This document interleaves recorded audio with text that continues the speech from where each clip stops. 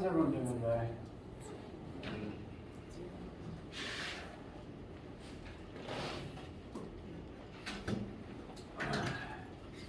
All right, today is November 2nd, Wednesday. Chapter 6 assignments are due tonight.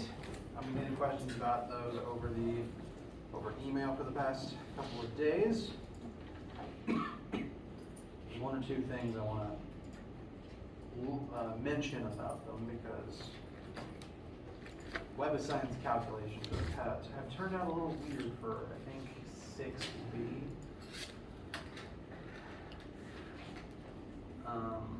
And if you guys have any questions besides those, we'll happily open the floor up to that in a minute.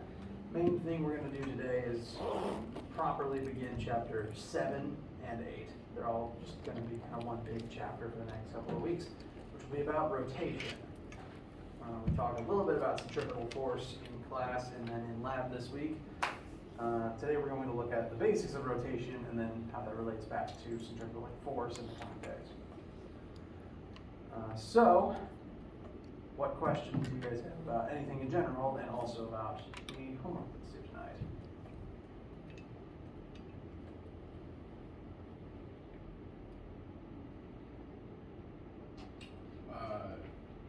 Last class, you did 6A and you were talking about how it went into 6B. Yes. But I couldn't figure out what I was doing. All right, so I believe 6B, yes. Now, I don't think the question itself is written in a misleading way about what you're supposed to be doing here. For A, you use conservation of momentum to determine what the truck's velocity is after the crash, and then once you have that velocity, use it to determine how much energy was lost in the crash by comparing the total kinetic energies beforehand and the total kinetic energies afterwards. What I've noticed is kind of weird about 6B is that depending on how you round your answer to the previous question, your answer to B can vary wildly. I had one student email me for help who they found like an answer of 21.05 for A. And when they began part B, they just rounded it to 21. And WebAssign was saying that they were wrong.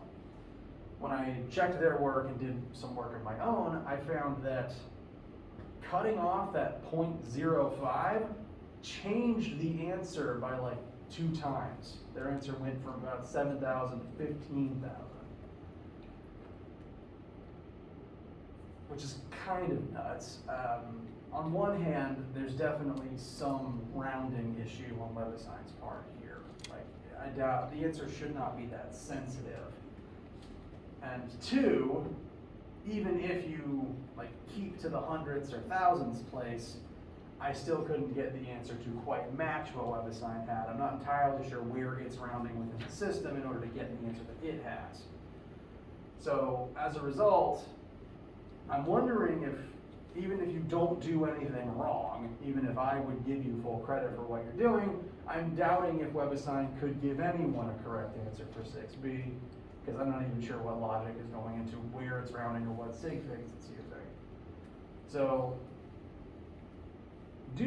when doing number 6, get A correct. As long as you have A correct, you're probably on the right track for B, and I'll probably just have to end up fixing everyone's score myself, making sure that your answer is within about 10% of WebAssign's, because I was able to get within 10% of it using keeping this velocity to about the thousandth place, but I'm not sure if it can read much more accurately than that. I might be able to adjust some numerical tolerances to cut out the step of you needing to email me about it as much as I can. My main tip, so I will try to adjust those tolerances to see if I can get it to accept a wider range of answers. For you guys, my advice, if you haven't finished this one yet, is whatever answer you got for A, keep it to as many decimal places as you can, like round off as few of them as possible, and then make sure to keep as many places as possible when you use your answer to A to figure out part B. because that can only make it more accurate. Does that address your concern for right now? Can you show how you find that? Sure.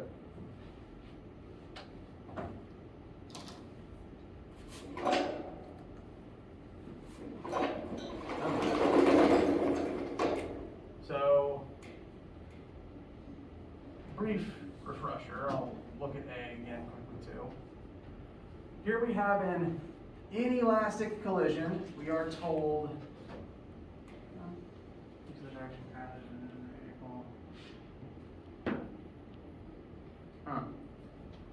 I suppose it doesn't actually give the keyword inelastic, but car crashes are designed to be inelastic, and we are told one of the final velocities, so we're able to figure out the final velocity using momentum by itself. That would be comparing momentum initial of both vehicles to momentum final of both vehicles, and that would allow you to solve for the final velocity of the second vehicle. You do need that answer to be able to do part B. Part B is asking how much mechanical energy is lost in the collision. So,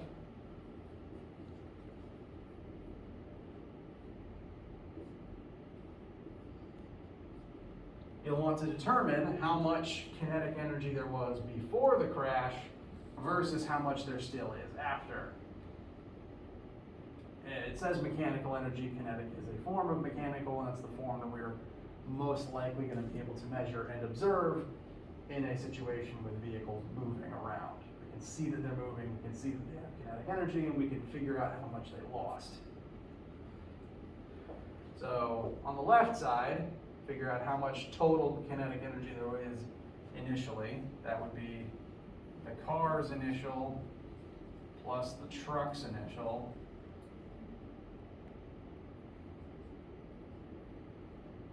And then on the final side, and this would be with both of their masses and both of their initial velocities. On the right,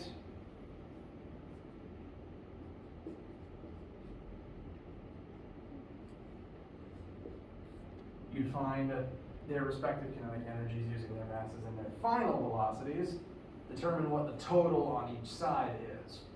The amount of energy lost would be the difference between the two sides, which is why I put a question mark over the equal sign here. There's likely going to be some inequality here, like you might get 1500 over here, you might get 7000 over here. Those obviously aren't equal, and so there'd be some amount of energy lost needed to balance the two sides. Does that help?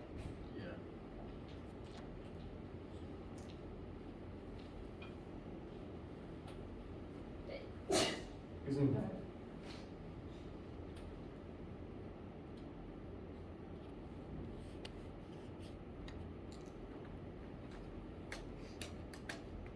Any other questions for right now?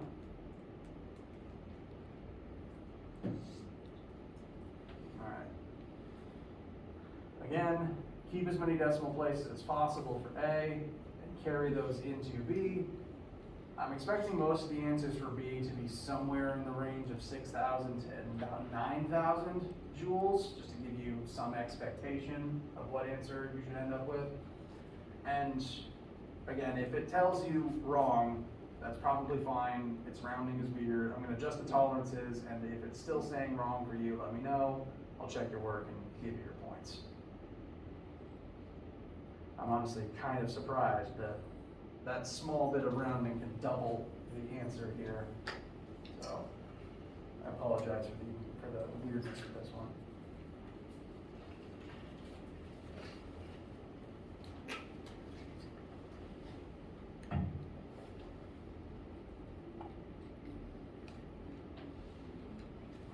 Any other questions for right now?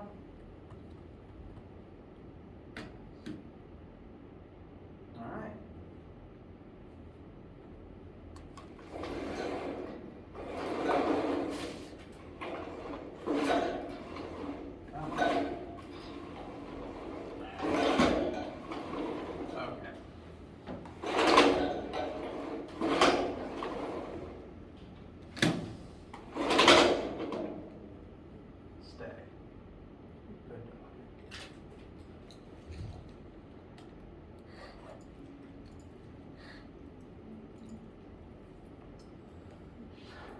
I have hinted, actually no, that outright said, chapter 7 and 8, what we'll be talking about the next couple weeks is rotation. We're going to start by looking at the basics of rotation, how we define rotational movement, and then we'll look at some specific, how it's applied to specific aspects of rotational motion.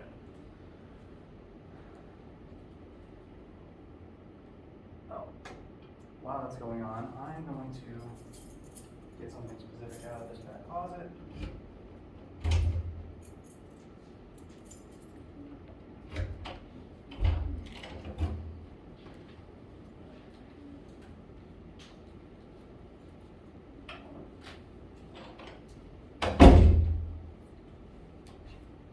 Behold, something that can rotate. Now most if not all, of the motion we've studied in this class has been linear. And the word linear just means of or referring to a straight line. That's why the word line is in the word linear.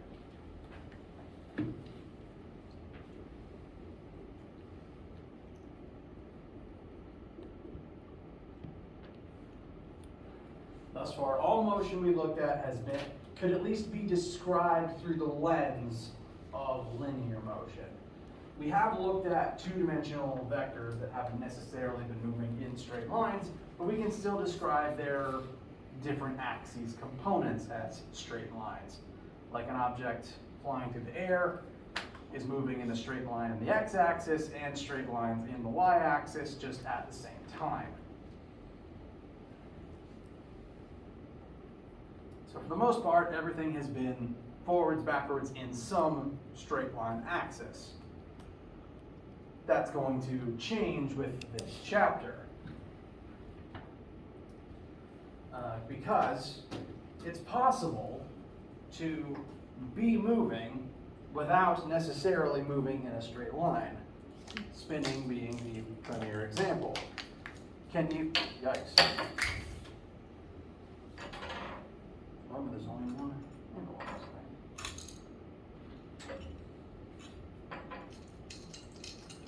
thing. Can you confirm or deny that this wheel is in fact moving?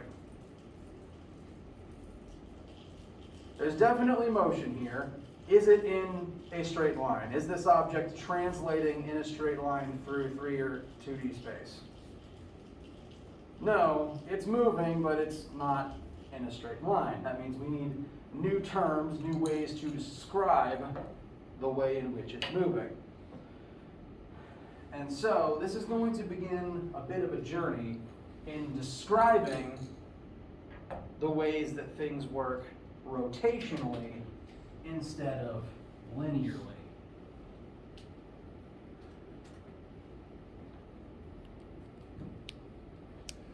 Bless you.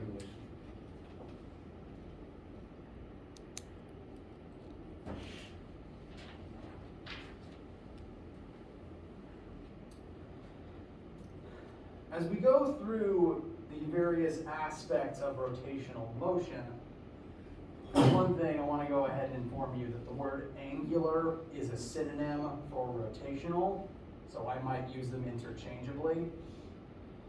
This chart that I'm going to begin putting on the board and will stay here for the next couple of weeks is a comparison of the linear variables that we've been using all year versus angular counterparts, the versions of those variables that apply to spinning instead of moving in straight lines. Again, rotational and angular are going to be synonyms. Whereas linear refers to straight lines, angular, it's not spelled quite the same, but it refers to angles elapsing rather than moving meters in a straight line. That wheel a minute ago, as it spins around, goes through a certain number of degrees of angle rotation. So that's why rotational movement is called angular instead of linear in a straight line. So that's where the word comes from. I'm going to use it interchangeably with rotational.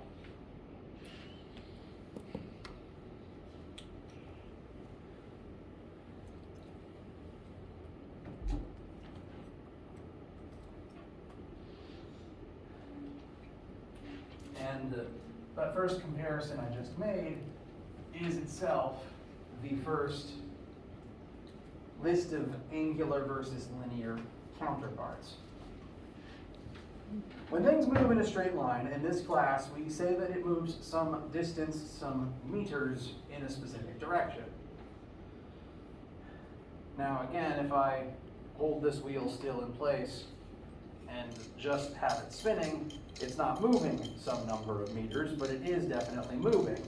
Namely, it's going through some number of angles every single second, rather than moving some number of meters forwards. So linearly, we talk about displacement in terms of meters. Angularly,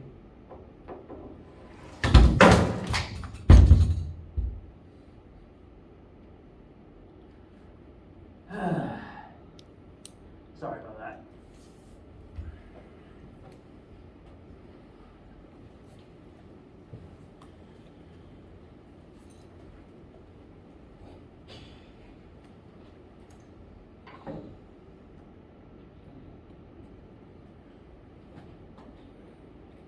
When something is spinning, rather than necessarily moving some distance in meters forwards, it moves through some number of angles, or in this class we're going to say some number of radians. Angles and radians are just two units that describe the same thing. Depending on your relationship with math, you might not have used them, and frankly in this class, we haven't used them that much.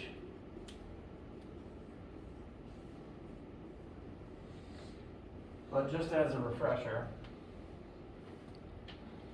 radians is another unit for degrees. 360 degrees of rotation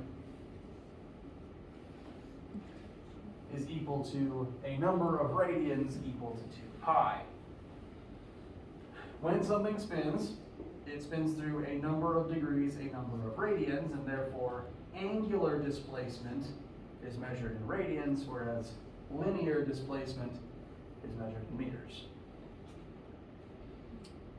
And so this is kind of the first comparison that we have between the angular and linear spaces. We can still describe displacement in both versions. It's just measured in a different thing and referring to a slightly adjusted concept based on which version you're examining.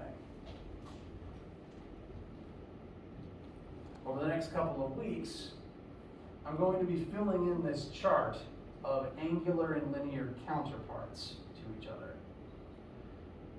Because secretly, rotation, the angular world, is kind of like the evil mirror universe version of all the linear stuff we've been using so far. Like when you're watching an episode of your favorite sci-fi or fantasy show and they walk through a portal where they have this mirror universe has all the same people, but they're all evil and have mustaches. The difference between angular and linear is very similar. All the same concepts are present, but they use different symbols and they talk about spinning instead of moving in straight lines. That doesn't mean that all of the logic you've already learned is still true, just means you have to apply it to spinning instead of straight lines. As an example, displacement was the first variable we talked about in this class. What was the second one?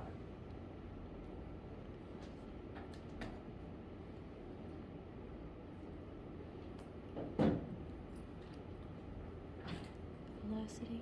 Velocity, correct. And the third was acceleration.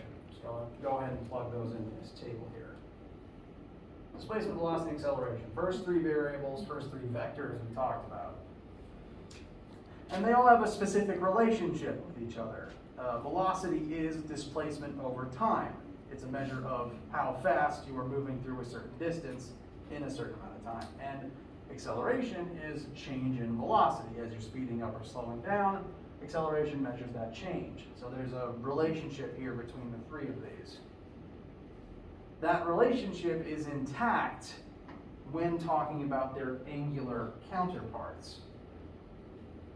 If I take this wheel and if I make it start spinning, we can clock how many cycles this thing goes through, how many rotations it happens to spin through. That would be a measurement of its angular displacement, how much it has spun, as opposed to how far forwards it rolls. Additionally, if we clock how long it takes to spin through all those rotations, that's displacement over time, we can measure how fast it is spinning. That would be its angular velocity.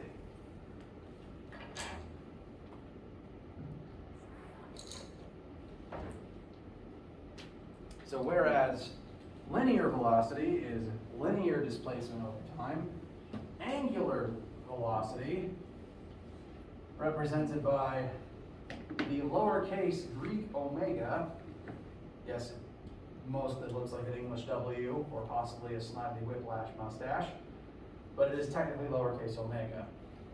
This is angular velocity, which, like its linear counterpart, is displacement over time. It's just angular displacement over time.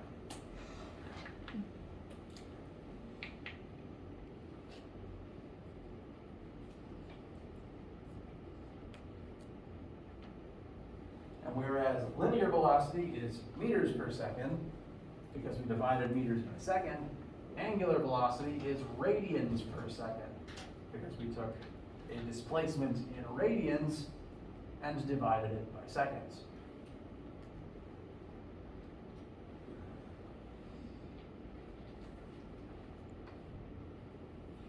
Questions so far? All right. And third variable we talked about in this class, acceleration. That's the change in the velocity of an object. That's still true here as well. If I get this thing spinning at a certain angular velocity, it could speed up, it could slow down, you could make it move at a different angular speed, and that would count as angular acceleration. Change in velocity over change in time. Same logic applies here. Only difference is the symbol, instead of lowercase a, angular acceleration is noted as lowercase alpha. It's not as big of a difference as between lowercase v and lowercase omega, but it is technically a different letter.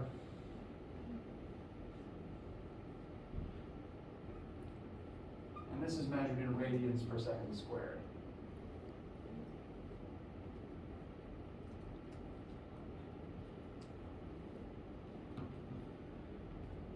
It's a little hard to differentiate, in my opinion, between A and alpha when they're written out in Times New Roman like this.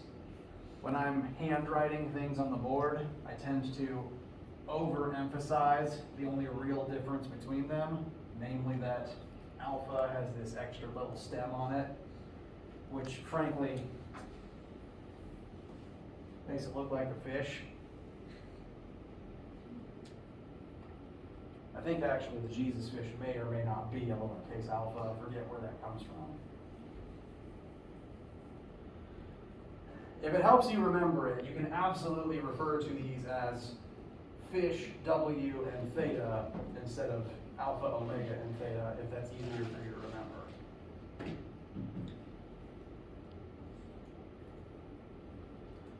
And so all of these angular aspects have the same relationship to each other as their linear counterparts. You're just replacing spinning with moving in a straight line. Sorry for reverse that. Replacing moving in a straight line with spinning instead. And since all these different things have the same relationship to each other as their opposite universe counterpart, all of the same formulas we've already learned. So over here we've got the Fantastic Four from the start of the class, also work with the angular counterparts. First three again are just the definitions of the terms. Fantastic Four number 1, Fantastic Four number 2. We looked at these a second ago. They're just the definition of angular velocity and angular acceleration. But equations 3 and 4 are the same as Fantastic Four equations 3 and 4 at the top of your formula sheet.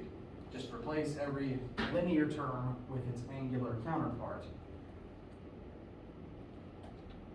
So in a weird way, this section is kind of back to basics. It's just the first stuff, but weirder.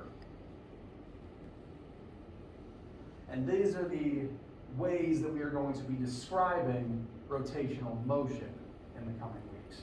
When objects rotate, we're going to describe how much they rotate, how fast they're rotating, and the rate at which that rotation changes.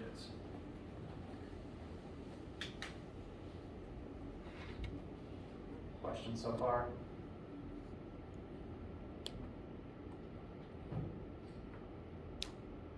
Okay.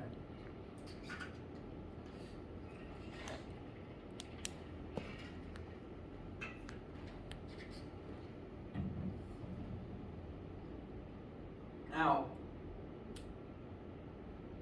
I find that this rotation stuff can be kind of weird, because most people tend to think in linear terms. I think the human brain is wired better to perceive things in straight lines than as rotating circles. Even if we look at a rotating object, we tend to think about it more in terms of, well, if it's a spinning wheel, how fast does it move as it rolls along the ground? How far does it move forwards? What is the meters per second forwards? Rather than the radians per second of the tire turning directly. For that reason, it's okay if angular stuff is weird. It's kind of why we're talking about it at the end of the class instead of at the beginning. And it's why we're spending 2 whole weeks on it.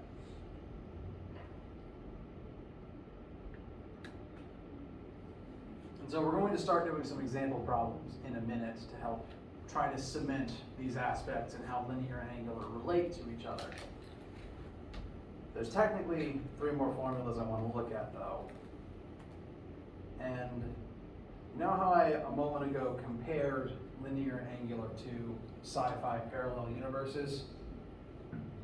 Well, you need a pathway to get from one universe to the other. And to re-explain that as algebra instead of as sci-fi, you need an equation to help convert linear stuff into angular stuff and vice versa. I can roll this tire along the ground, and as it rolls along the ground, it has a linear velocity forwards. Like, it will roll some distance forwards in some amount of time and have a linear velocity. But if I know the radius of that tire, I can convert that linear velocity into its angular velocity because it would be spinning at the same time. So even though the 2 worlds are technically separate and require their own list of formulas, they're still connected. Oftentimes you will have both versions happening at the same time. Whenever one object is rolling forwards, it will displace forwards with some velocity and possibly some acceleration, both linearly and angularly. Yeah. In the red one, what does S stand for? That is a great question. The reason that this is S instead of delta X or delta D is because this is basically an old geometry formula for arc length, where they use S as the variable for that. I'm glad you asked. So imagine that this is a tire of some known radius R. And as this thing rolls along the ground, so let's say the bottom of the tire starts here, so where this clamp is, and as we roll along the ground, this clamp will rotate right now 90 degrees. So it's 90 degrees away from where it started. Agreed? All right. So that's a 90-degree turn for the wheel.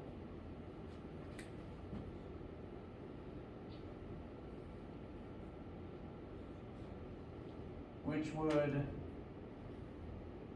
could also be described as 2 pi radians. We'll do some practice problems to help in terms of thinking in radians. It starts here, and it moves 90 degrees to get to here. If you were to take a tape measure and to physically bend it along this side to measure the physical length of this quadrant, then that would be the arc length of that part of the circle, which coincidentally would also be the same as the distance forward the tire rolls. And so the old geometry formula uses S for arc length, and that's why official publications will use that variable instead. It's just a weird synonymous way of describing the arc length on the physical tire and also the distance forward the tire rolls.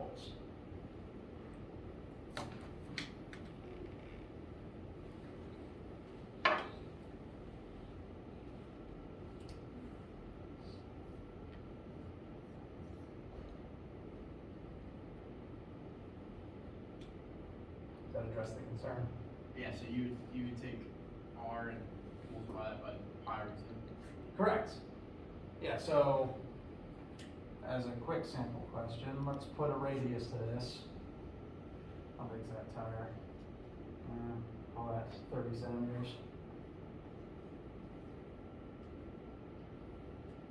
So if this wheel has a radius of 30 centimeters and we take it through a 90-degree turn,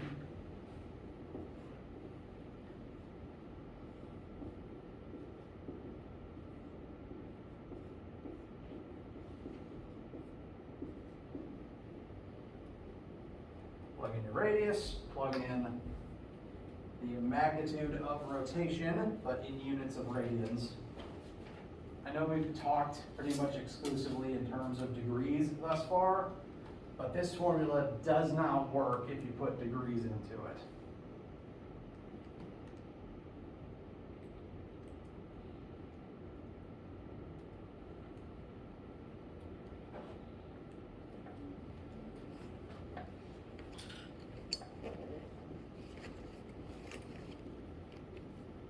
The arc length, the portion of this circle, if you were to put a tape measure along the tire itself, would be 40.47 meters, 47 centimeters, and that would be how far forwards the tire rolls after a quarter turn. If it was a half turn, you'd multiply that by 2. If it was a full rotation, multiply it by 4.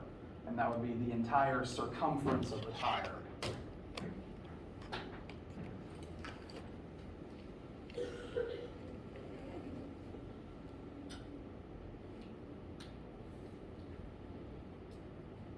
How do you feel so far? Okay.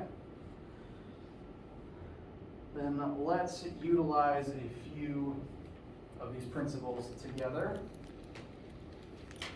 I'm going to commonly refer to cars and other wheeled vehicles in this section, since they are good examples of both linear and angular stuff happening at the same time. Car rolls forward as the wheels spin, so it's a good way to compare the two. Here we're going to have a car initially moving at 29 meters per second.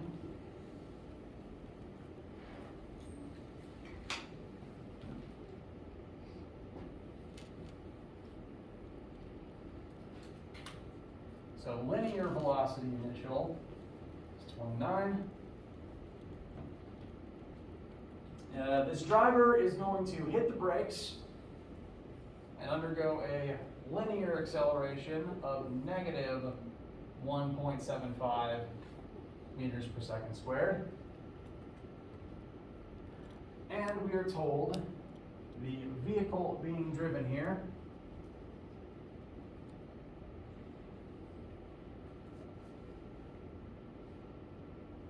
The tires of that vehicle have a radius of 0.33 meters.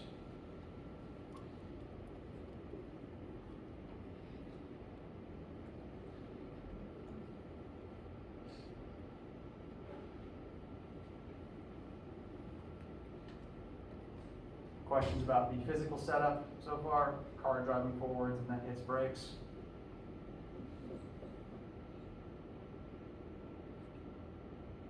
All right. First question we're asked, how many radians does each of the individual tires rotate before the car comes to a complete stop? So this adds the detail of the driver hits the brakes until the car completely slows down.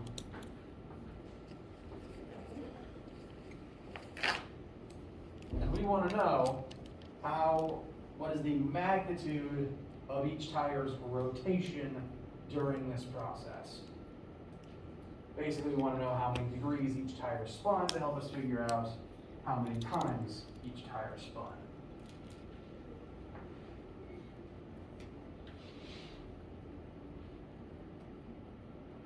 Excuse me.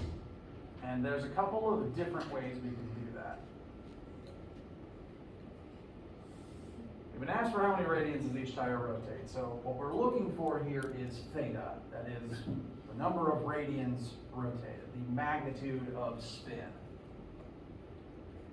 And just like before, we would look at our formula sheet and figure out which formulas have theta in it to allow us to solve for it. Formula number one, delta theta over delta t equals omega. This one actually won't help us here because this one inherits the caveat from its linear counterpart. This formula only works if you're not accelerating. This is constant velocity. And so this formula has that same restriction because it's basically the same thing. And in this case, the car is accelerating. The tires will have this linear acceleration, therefore they will also have an angular acceleration. So that first formula won't work in this specific case. That just leaves 3 and 4 to help us figure out our angular displacement. So these both have thetas in them. Which one do you think is, well, I guess it's actually 3 formulas because this one has a theta in it too. And at this particular point, we could actually choose to go down a few different pathways.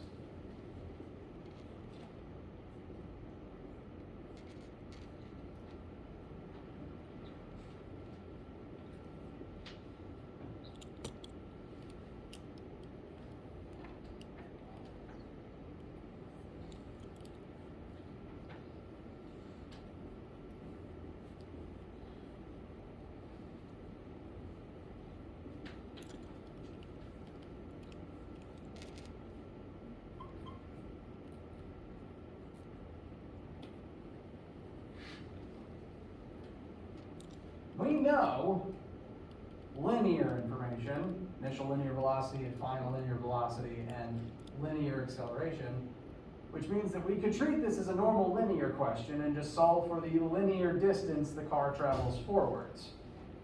Once we know that number, we can convert it to its angular counterpart. So that's one option. The other option would be, since we know these linear pieces of information, we could convert them to their angular counterparts and use the angular ones to solve for theta. Either method works. It's just a matter of preference.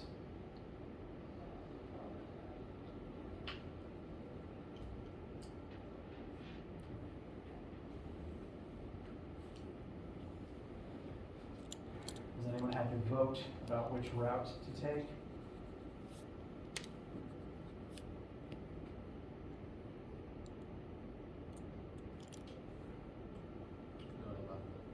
Left. All right.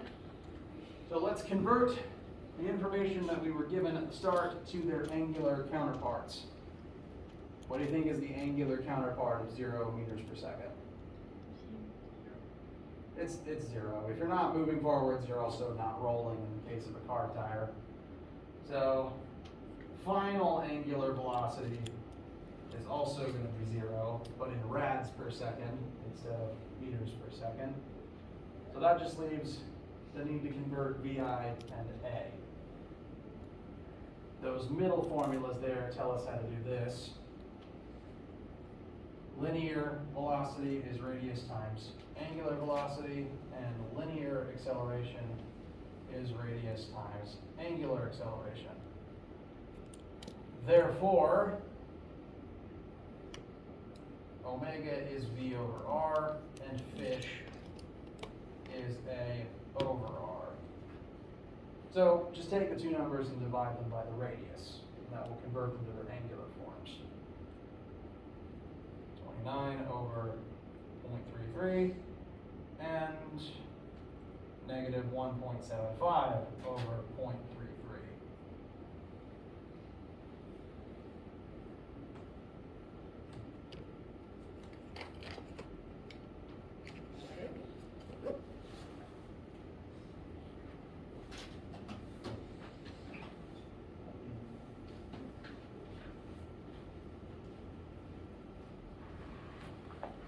For initial angular speed, that's going to give us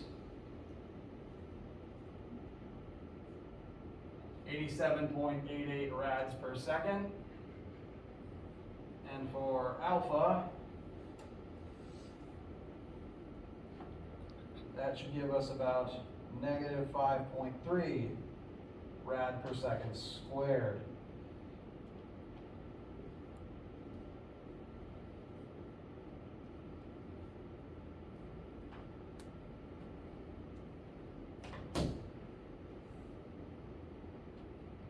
And so that's all of the information converted into angular forms, which opens up the possibility of using Fantastic Four number 4 angular addition to solve for theta.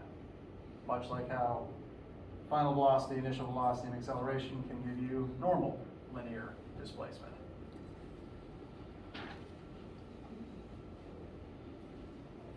So, whoops, wrong formula.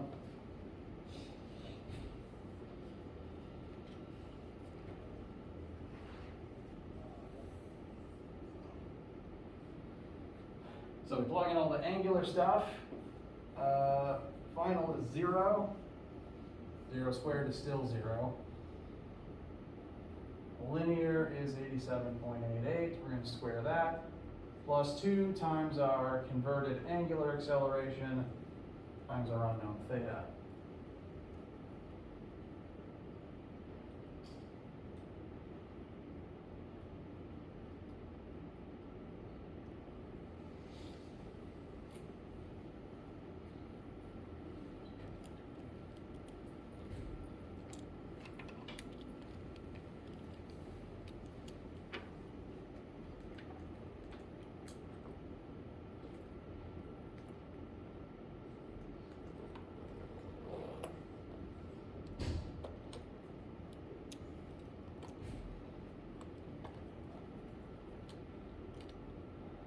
Disagree with about 728 radians.